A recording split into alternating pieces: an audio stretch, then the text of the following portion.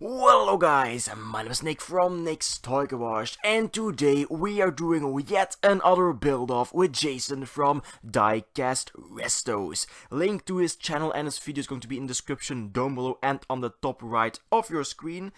If you want to see every single one of our, build-off videos, there is a playlist in the description also down below.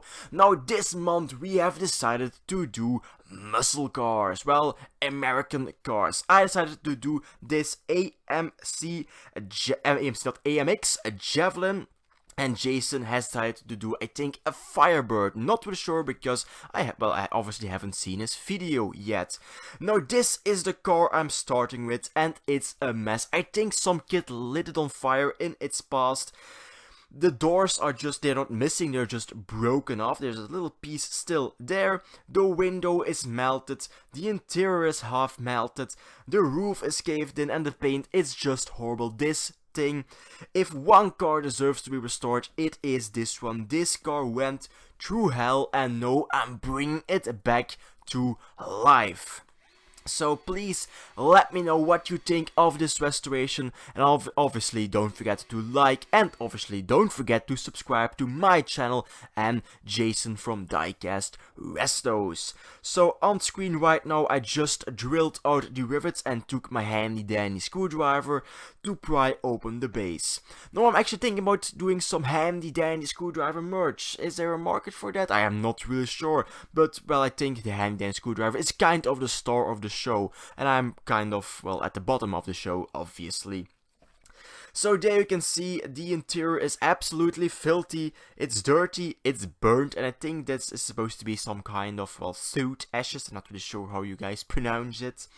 Now the dashboard is attached to the air scoop, and this air scoop is also a little bit burnt. Not bad, so I think I can salvage this, but as you can see, the window is just horribly, it's burnt, it's warped, it's not usable, so I have to find one other. And if I remember correctly, there should be another window in my parts bin, because I do take apart the cars that are, destroyed and just not complete. I do take them apart and do them in my parts bin, and I vaguely remember having a window. I do have doors, but I vaguely remember having a window. Now this is the interior. It's a quite nice design actually for Matchbox. The interior has been held in by two rivets to the base, and the wheels and axle are actually been held in by the interior itself. Also attached to the interior is the rear and front panel with the headlights, the grille, and the rear lights. So it's quite a nice design actually. Also the tow hook was already missing from this model.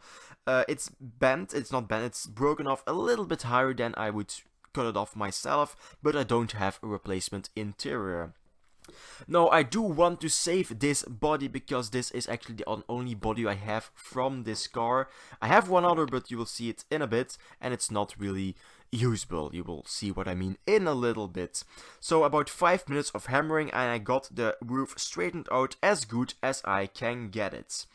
Now I was talking about the other body I have. Well, this is, my good body. Well, good, it's decent. And this is the body I had in my parts bin. Yeah, it's broken. It's really broken.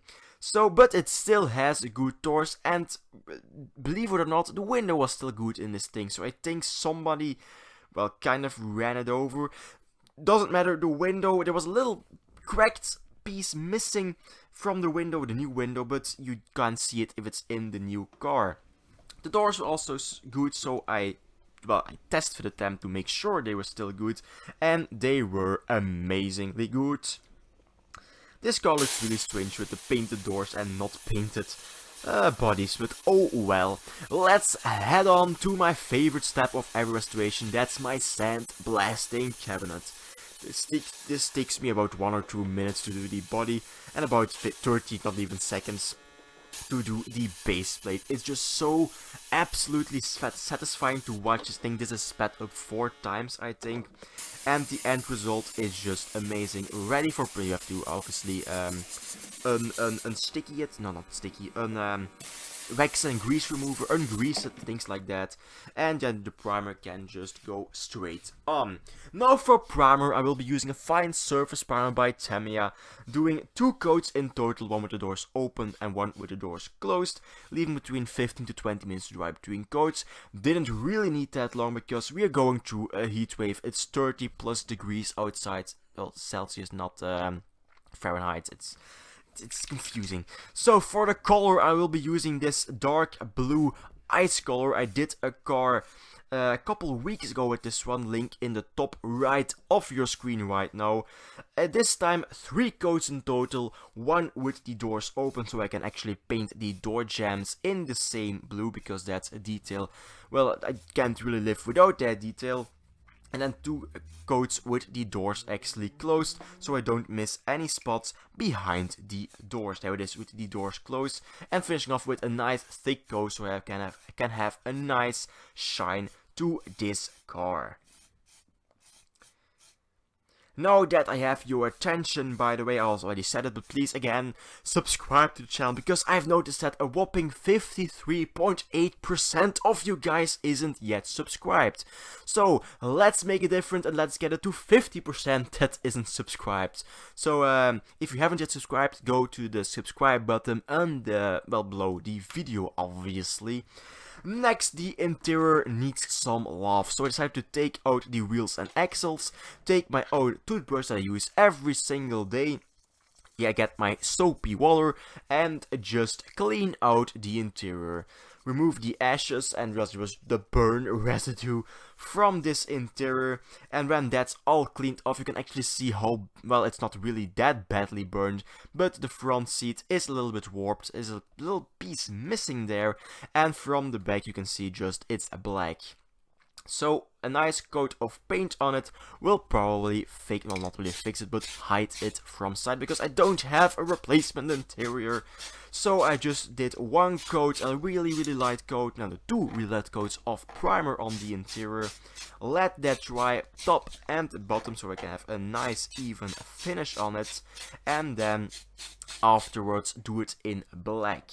Now, at this point, I was still going to keep the original wheels. I was going to do them in black with chrome insides, but luckily, well, you see, well, in the end of the video, I changed my mind, and it's for the best, believe me.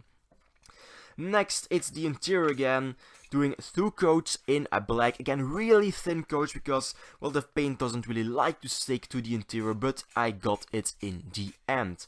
Doing the top, the bottom, the front and the rear panel in black, because, well, the yellow just didn't really look good in the front and rear of this car, obviously, and who wants a yellow interior? Now for the finer details, I decided to do the headlights and the grille in my chromish purplish, well, not purplish, but chrome, my chrome pencil. So that's a nice touch. And also do the center of the back plate also in the same chrome, because I figured that was kind of the number plate or the logo, doesn't really matter. Then I take my red paint, put it all over my trousers. Not gonna show that on camera, obviously, because that was a massive fail. Luckily, you guys will never find out. I just did tell you, but oh well. Take my toothpick and paint in the rear lights in red. Shockingly, this car doesn't have blinkers. Why? Because I didn't want to paint them on. I just don't like blinkers on my American muscle cars. I don't want orange on my blue car. Sorry. Then it's time for the reassembly. Like you just saw, I threw out the old wheels for some nice newer, I think these are actually Hot Wheels wheels, and I found the replacement glass. Now at this point I'm going to speed up me reinstalling the wheels, because I broke the interior. You can see it right there, it snapped off. The front snapped off, and I just feel that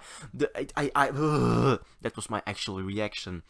I was really gutted about that, because again, this is my old interior and I did put a little bit of time to fix this interior, and even if I had a different interior, this was the interior of the burnt car that deserved to be restored.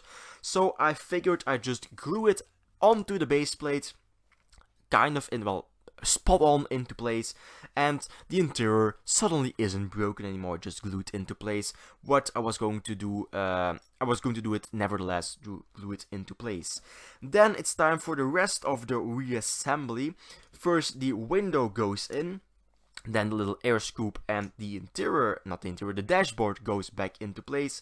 And last but not least, I snap in the base plate with the interior, the front and rear grille, and the wheels and axle in one smooth movement.